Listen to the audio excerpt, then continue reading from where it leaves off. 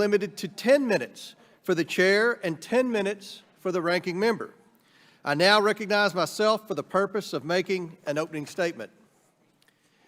Since assuming our Republican majority in January, the House Oversight Committee has made historically fast progress in our investigation into the Biden family's influence peddling schemes. In just 6 months, we have obtained thousands of pages of financial records.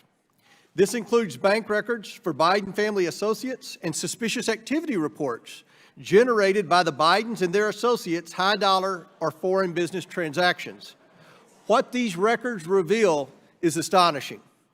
The Bidens created over 20 shell companies, most of which were created when Joe Biden was vice president. Bank records so far show the Biden family, their business associates, and their companies received over $10 million from foreign nationals and related companies. A lot of this money poured in while Joe Biden was vice president. Despite creating many companies after Vice President took office, the Biden family used associates companies to receive millions of dollars from foreign companies in China, Ukraine, and Romania. After foreign companies sent money to business associates companies, the Bidens then received incremental payments over time to various different bank accounts. These complicated financial transactions were used deliberately to conceal the source of funds and total amounts. No normal business operates like this. What were the Bidens selling? Nothing but influence and access to the Biden network. This is an influence peddling scheme to enrich the Bidens. We need to know whether Joe Biden is compromised by these schemes and if our national security is threatened. During our investigation, our committee became aware through whistleblower disclosures provided to Senator Chuck Grassley that the FBI had an unclassified record that details an extortion and bribery scheme involving then Vice President Biden and a Burisma executive. This record was generated by a trusted confidential human source that the FBI has used for over a decade. It memorializes the source's conversations with the Burisma executive who claimed that he paid Joe Biden $5 million in exchange for certain actions. The Burisma executive told the confidential human source that he didn't pay the, quote, big guy, end quote, directly, but that he used so many bank accounts that it would take 10 years to unravel. Now that sounds an awful lot like how the Bidens conduct business, using multiple bank accounts to hide the source and total amount of the money. Today we have two brave and credible IRS whistleblowers who have risked their careers to come forward and provide important testimony. Thank you all for being here today. I know it was not an easy decision.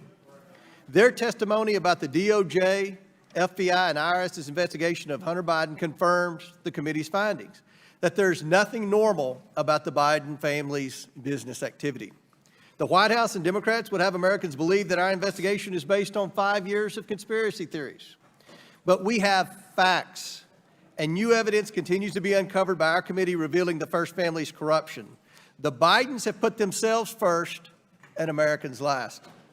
We will continue to follow the money trail and provide the answers, transparency, and accountability that Americans demand and deserve. With that, I yield to the Chairman of the Ways and Means Committee, Jason Smith. Thank you, Chairman Comer. The Ways and Means Committee is charged with ensuring that the tax code is enforced fairly. Clearly, the President only believes in making taxpayers pay their fair share if they don't share his last name.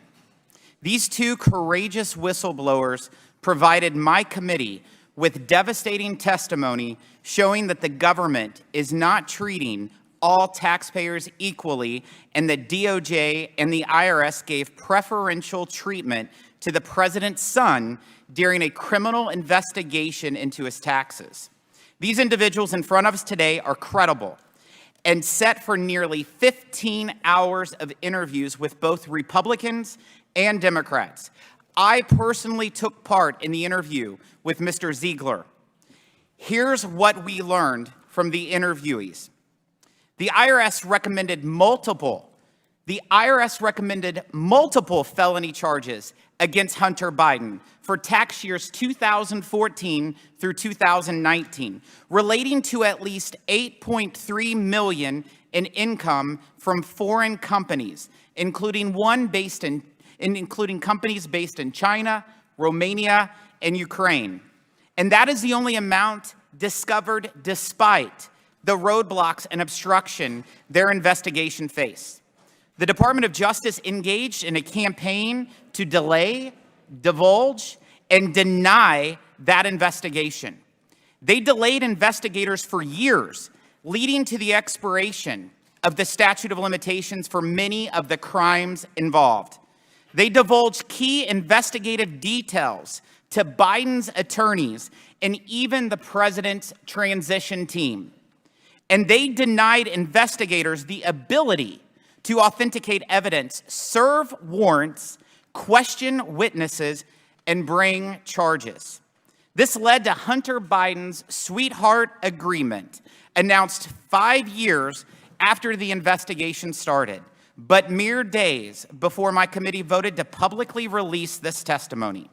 Would Americans in my congressional district or any other congressional district ever receive this same treatment? After raising their concerns internally at the IRS, these whistleblowers were discouraged and demoralized and turned to Congress as a last resort. They bravely reported wrongdoing to us. And what have President Biden's allies, including Hunter Biden's lawyers, done?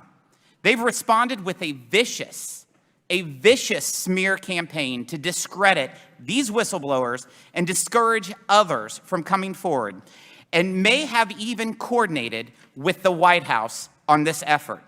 This is a disgrace.